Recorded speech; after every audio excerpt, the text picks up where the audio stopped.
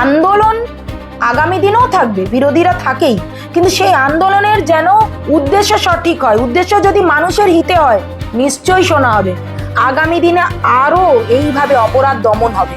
নতুন জেনারেশনের যে নারীরা বা মেয়েরা রয়েছে তাদেরকে সংগঠনের সঙ্গে যুক্ত করার জন্য কি উদ্যোগ নেওয়া হচ্ছে?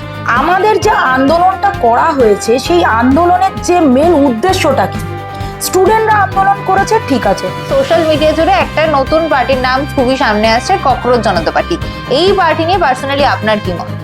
অনেকে আমাদের দেশে থেকে ওই যে দেশের খায় বলে না, মির্জাফর, দেশেই আবার ক্ষতি করে, বলে না জনতা জনার্দন। জনতা যদি কাউকে ডিম ছোড়ে, তো সেখানে তো আমাদের হাত নেই। আমাদের কোনো কার্যকর্তা, আমাদের কোনো নেতৃত্ব কোথাও ডিম থেরাপি করছে না। 15 বছরের তৃণমূল শাসনের অবসানের পর বর্তমানে রাজ্যে ক্ষমতায় ভারতীয় জনতা পার্টি। পরিবর্তনের আশায় কিন্তু নতুন সরকারের হাতে দায়িত্ব তুলে দিয়েছে সাধারণ মানুষ। আর এই অধ্যায়ে মহিলাদের ভূমিকা, নিরাপত্তা, ক্ষমতায়ন এবং আগামী দিনে কি হতে চলেছে সেই সমস্ত বিষয় নিয়ে আজ আলোচনা করব। আমাদের সঙ্গে রয়েছেন দক্ষিণ কলকাতার বিজেপির মহিলা মোর্চার সাধারণ সম্পাদক মৌমিতা দাস। দিদি, সময় 365 পর্দায় আপনাকে স্বাগত। নমস্কার।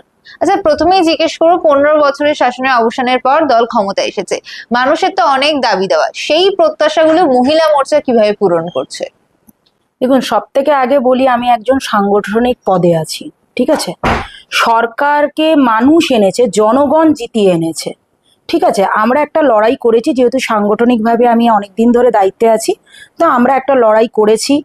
কিন্তু মানুষ বিজেপিকে আশা করে ভোট দিয়েছে যে আগামী দিনে বিজেপি বাংলার হাল ফেরাতে পারবে, সবার আগে এইটা।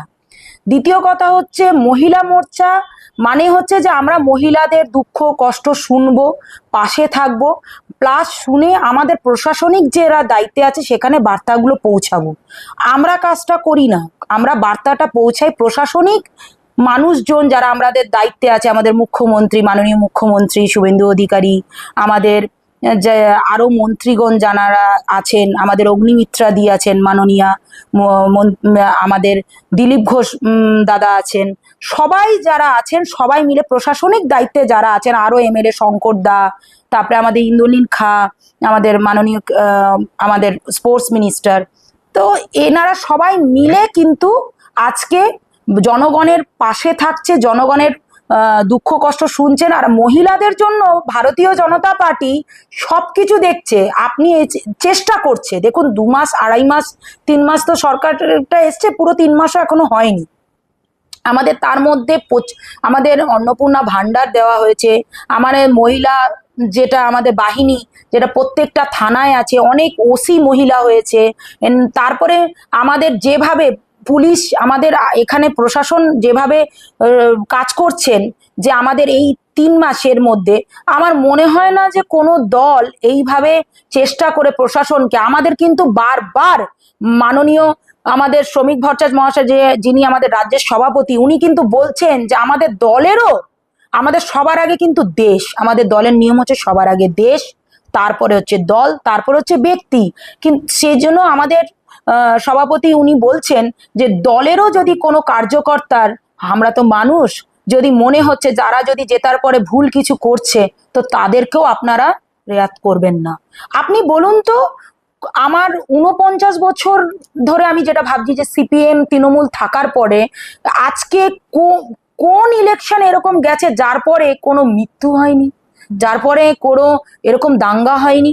আজকে ভারতীয় জনতা পার্টির যারা কার্যকর্তা, তারা বাড়ি ছাড়া হয়েছে, তারা স্বামী হারা হয়েছে, তাদের ঘর বাড়ি পুড়িয়ে দেওয়া হয়েছে, তাদের মা বোনরা গ্রামে ধর্ষিতা হয়েছেন, কিন্তু তারা কি আজকে, তারাও কিন্তু রেগে ফুটছিলেন, কিন্তু আমাদের দলের নির্দেশ অনুযায়ী কিন্তু তারা কিন্তু বারবার নিজেকে কন্ট্রোল করেছেন, কারণ আমরা মানুষের জন্য কাজ করতে এসেছি।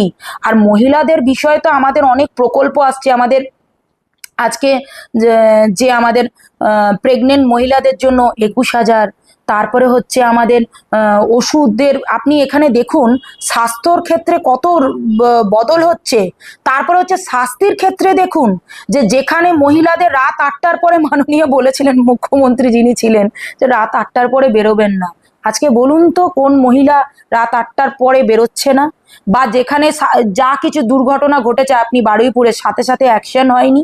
তো যথেষ্ট আমাদের মুখ্যমন্ত্রী চেষ্টা করছেন, আমরা সবাই চেষ্টা করছি। আমরা মহিলা মোর্চারা যত দুঃখ কষ্ট, সকাল থেকে আমার বাড়িতে মহিলারা আসেন, বারবার বলেন আমরা চেষ্টা করছি সব কথা, কিন্তু আমাদের তো আর একটা সুযোগ দিতে হবে। দেখুন কর্পোরেশন, আমাদের সামনে কর্পোরেশন ইলেকশন, তাতেও যদি মানুষ আমাদের আবার, আমার পুরো ভরসা আছে মানুষের প্রতি, যদি আরেকটু সুযোগ দেয় তাহলে কর্পোরেশনে আমরা আরো ভালোভাবে কাজ করে, আমরা কাজ করতে এসেছি, আমরা সেবক, আমরা কেউ বড়, আমাদের কার্যকর্তা বলা হয় সবাইকে, আমাদের দলে কেউ বড় নেতা না, আমরা সব সেবক।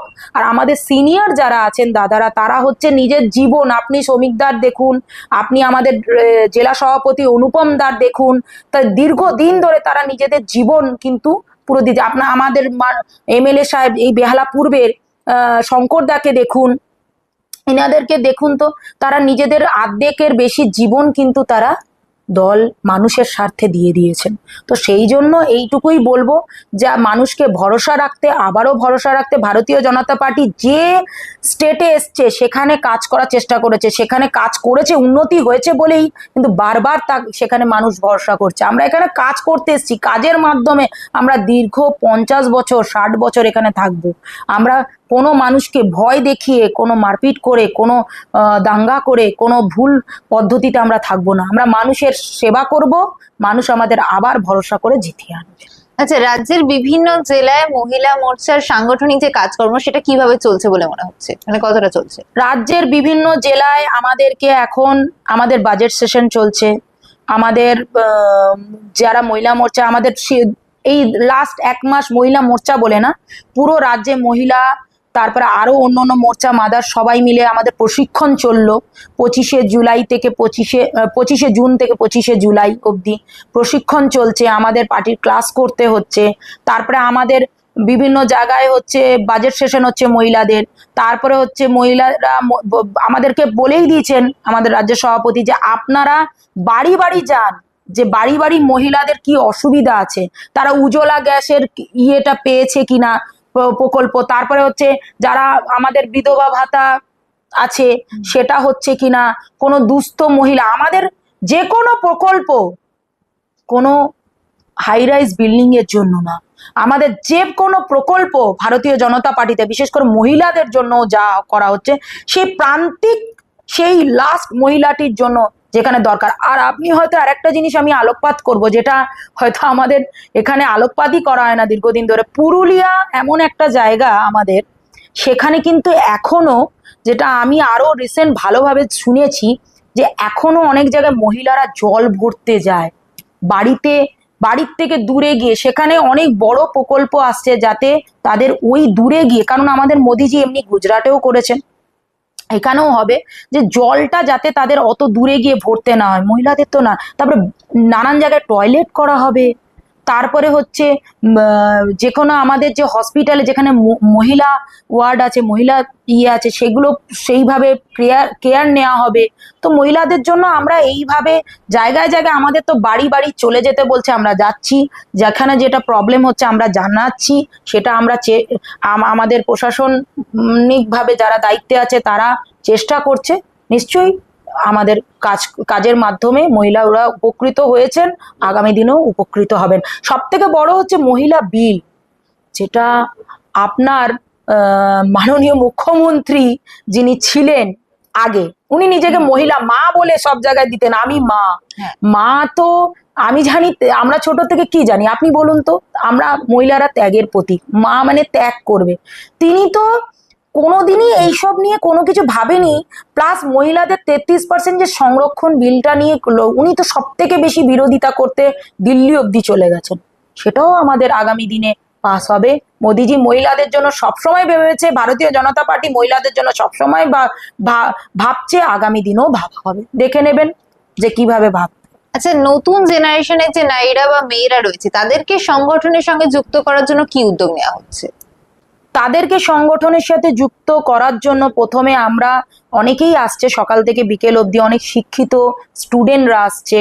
স্টুডেন্ট হয়তো দেখুন গ্র্যাজুয়েশনে পরে তারা এখনো পড়াশোনা করছে, চাকরি করছে, অনেক ইয়াং বিবাহিত মহিলারা আসছে, তারা বলছে আমরা কিভাবে পার্টির কাজে লাগতে পারি। তা আমরা তাদেরকে, আমাদের যে জায়গাগুলো খালি আছে সাংগঠনিকভাবে, আমরা চেষ্টা করছি সেগুলো জেলায় নাম দিচ্ছি, রাজ্যে নাম দিচ্ছি, যাতে যেভাবে জেলার মাধ্যমে রাজ্যে নাম যায়। কারণ আমি তো জেলার পদাধিকারী, তো আমি জেলা প্রেসিডেন্ট, আমাদের অনুপম দা আছে, আমাদের দ্বিতীয়াদি মহিলা মোর্চার প্রেসিডেন্ট আছে, আমি সাধারণ সম্পাদিকা, তো তাদের কাছে নাম দিচ্ছি, দিয়ে আমরা তাদের মাধ্যমে রাজ্যেও যাচ্ছে। তো আমরা তাদেরকে সেইভাবে তাদের যে জায়গাটা তাদের জন্য উপযুক্ত তাদেরকে সেইভাবে যুক্ত করছি, তাদেরকে শিখিয়ে নিচ্ছি যে এইভাবে চলুন, এইভাবে আপনি আপনার এলাকায় কাজ করুন, আপনি আপনার এলাকায় এইভাবে কাজে লাগুন। তো এইভাবে আমরা তাদেরকে যুক্ত করছি। প্রচুর নতুন মহিলা পদাধিকারী হচ্ছে, মণ্ডলে হচ্ছে, মণ্ডল মানে হচ্ছে আমাদের যেটা ব্লক সব জায়গায় বলা হতো সেটা হচ্ছে মণ্ডল, 2টো ওয়ার্ড 3টে ওয়ার্ড কোথাও 4টে ওয়ার্ড নিয়ে, তারপরে হচ্ছে জেলায় নেওয়া হচ্ছে, রাজ্যে নেওয়া হচ্ছে। এইভাবে আমরা পুরো যতটা আমাদের পক্ষে সম্ভব হচ্ছে আমরা নিশ্চয়ই যুক্ত করছি।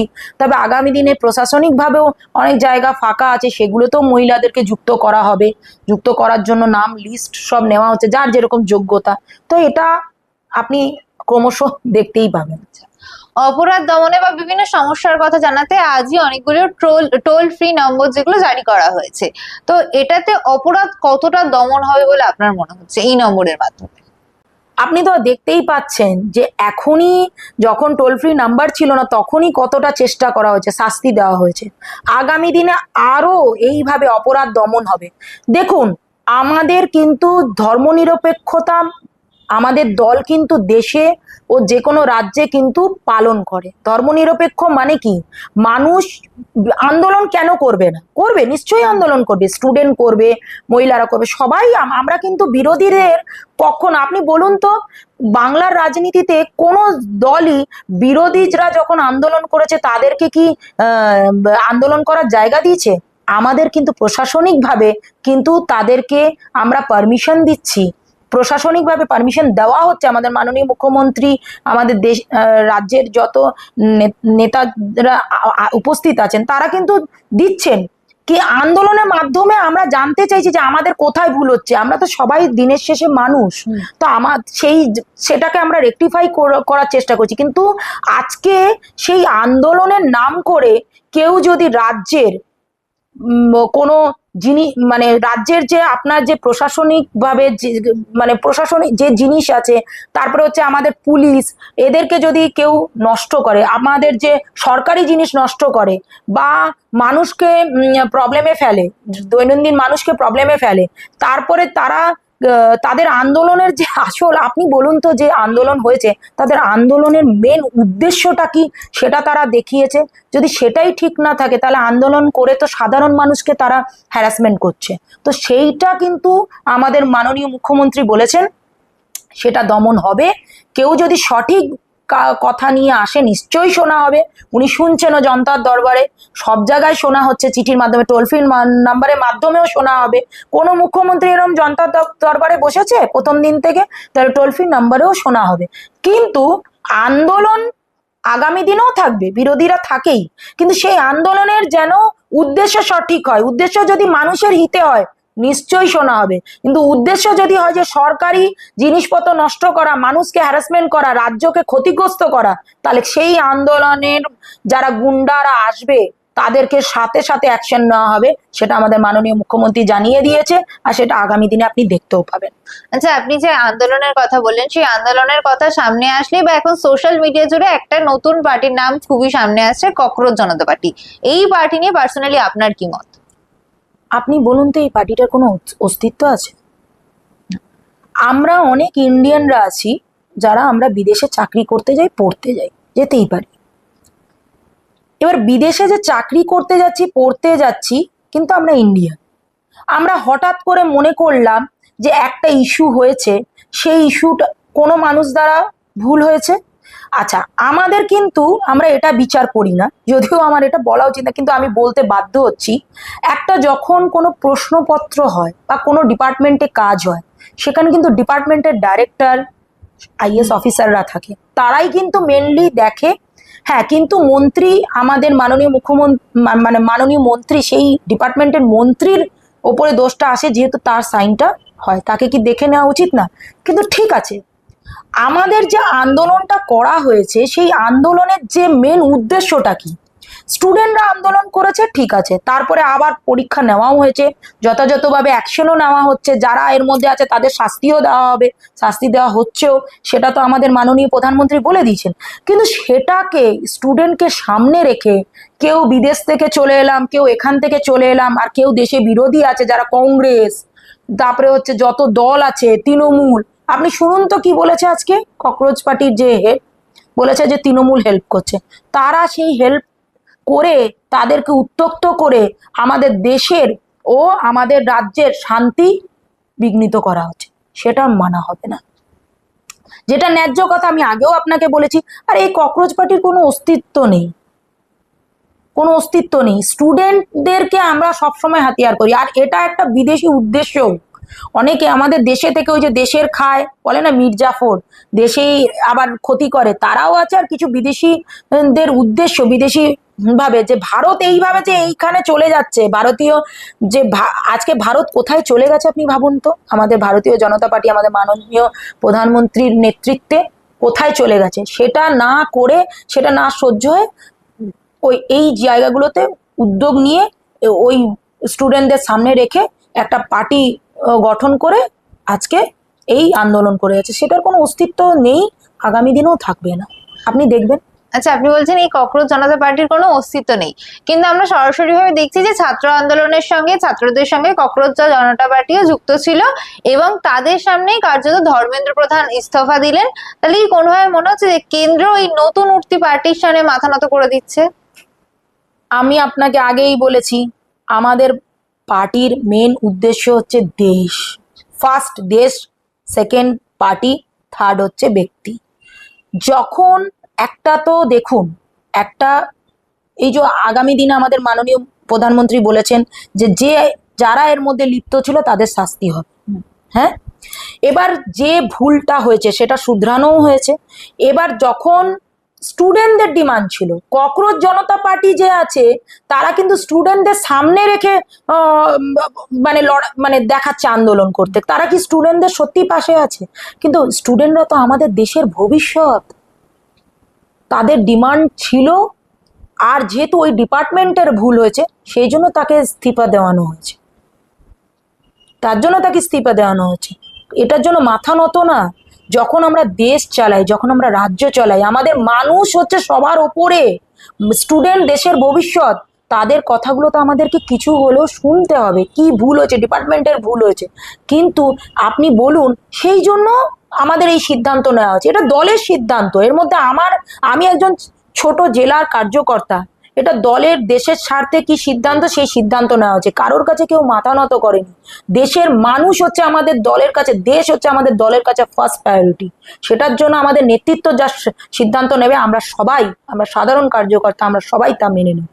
এইভাবেই মানা হয়েছে, কোনো কোথাও মাথা নতও করা হয়নি। কারণ দেশের মানুষ, দেশ আমাদের সবার আগে, তার জন্য আমাদের যা করতে হবে আমরা তাই করব। দেশের উন্নতির জন্য, দেশের মানুষের জন্য, দেশের স্টুডেন্টদের জন্য, দেশের ভবিষ্যতের জন্য আমাদের প্রাণও যদি চলে যায় আমরা সেটাও দিতে রাজি আছি। আচ্ছা, দল বারবারই বলে এসেছে ডিম থেরাপির যে কালচার, তাতে দল বিশ্বস্ত নয়, কিন্তু তারপরে আমরা বহু জায়গায় ডিম থেরাপি দেখতে পাচ্ছি। তো সেক্ষেত্রে কি পদক্ষেপ নেওয়া উচিত, আর আপনি কি পার্সোনালি এই থেরাপিতে বিশ্বাসী? দল যখন ডিম থেরাপিতে বিশ্বাস না, আমি তো দলেরই কার্যকর্তা, আমিও কি বিশ্বাসী? আপনি কি দলের কোনো বড় নেতৃত্ব বা কোনো সাধারণ কার্যকর্তাদের দেখাতে পারবেন যে তার ডিম থেরাপি করেছে? জনগণ ডিম থেরাপি করছে, তারা এত চুরি করেছে, যারা এত মানুষকে জ্বালিয়েছে দীর্ঘ 15 বছর ধরে, তারা ডিম থেরাপি করছে। জনগণের ওপরে তো আমাদের হাত নেই, আমরা তো জনগণের সেবক, আপনাকে প্রথম থেকে তো বলছি। জনগণ, আমরা চেষ্টা করছি, পুলিশকে আমাদের রাজ্য সভাপতি বলছেন, মাননীয় মুখ্যমন্ত্রী বলছেন, তারাও চেষ্টা করছে, কিন্তু জনগণের ওপরে তো বলে না জনতা জনার্দন, জনতা যদি কাউকে ডিম ছোড়ে তো সেখানে তো আমাদের হাত নেই। আমাদের কোনো কার্যকর্তা, আমাদের কোনো নেতৃত্ব কোথাও ডিম থেরাপি করছে না, কারণ ওরা তো শেষ, ওদের ওপরে ডিম থেরাপি করে কোনো লাভ নেই। আমরা মানুষের মনে কাজ করে জিতবো, কাজ করে থাকবো। আমরা কোনো কাউকে ডিম থেরাপি করে, কারোর গলা টিপে, মানুষকে ভয় দেখিয়ে আমরা থাকবো না। আমরা মানুষের সেবা করে মানুষের পাশে থাকবো। এটা জনগণ করছে, জনগণের যে সিদ্ধান্তের ওপরে তো আমরা কেউ না, সেজন্য এটার বিষয়ে আমি আপনাকে কিছু হেল্প করতে পারলাম না। আচ্ছা, আমার আজকের মতো শেষ প্রশ্ন, আগামী দিনে মহিলাদের উন্নতির জন্য বা মহিলাদের অগ্রাধিকারের জন্য দল কি কি পদক্ষেপ নেবে বলে আশা? দল সব থেকে বড় পদক্ষেপ নেবে যেটা মহিলা বিল পাস হবে, সেটা তো অনেক বড়। 33% মহিলা, আপনি বলুন তো, আপনি তো একজন মহিলা। সরকারি জায়গা থেকে বেসরকারি জায়গা, সাংগঠনিক পদ থেকে আপনার দেশের বড় বড় জায়গায় এমপি, কাউন্সিলর, এমএলএ, সব জায়গাতে মহিলারা 33% জায়গা পাবে। সেটা আপনার মনে হয় না যে অনেক বড় জায়গা? আপনি তো নিজেও দিনের শেষে সব সময় লড়াই করছেন, তো সেটা একটা বড় পদক্ষেপ। তারপরে নানান রকম প্রকল্প, আর বাকি তো মোদিজি এত কাজ করেছেন, সেই কাজ মানে আপনি নিজেই দেখতে পাবেন আগামী দিনে কি কাজ হবে। আমাদের মাননীয় শুভেন্দু অধিকারী মহাশয় যে কিভাবে, আপনি বলুন, যারা আয়ুষ্মানের আয়ত্তে আসবে না, সে কথাও উনি বলেছেন, তারা মুখ্যমন্ত্রীর তরফ থেকে একটা স্বাস্থ্য প্রকল্প পাবে। তো এইগুলো তো করা হচ্ছে, তার মধ্যে মহিলাদের তো প্রথম প্রায়োরিটি আমাদের দল সবসময় দিয়ে এসছে, সেটা আগামী দিনেও দেওয়া হবে। তো এইভাবেই মহিলাদেরকে এগিয়ে নিয়ে যাওয়া হবে, বুঝেছেন? তো সেই জন্য আপনিও ভালো জায়গায় থাকবেন, আমাদের রাজ্যও ভালো জায়গায় থাকবে, জনগণও ভালো জায়গায় থাকবে, দিদিরাও ভালো জায়গায় থাকবে, দেশও ভালো জায়গায় থাকবে, আর সবকিছু সুরক্ষিত থাকবে। অসংখ্য ধন্যবাদ। নমস্কার। আপনারা এতক্ষণ শুনলেন দক্ষিণ কলকাতা মহিলা মোর্চার সাধারণ সম্পাদক মৌমিতাদির কথা। তিনি কিন্তু কার্যত মহিলাদের উন্নতির কথাই বলেন এবং কার্যত দেশের উন্নতির কথাও বললেন। এরকমই আরো নিউজের জন্য চোখ রাখুন সময় 365 পর্দায়। ক্যামেরায় অভিরাম নস্করের সঙ্গে ঈশা ভক্তের রিপোর্ট, সময় 365 কলকাতা।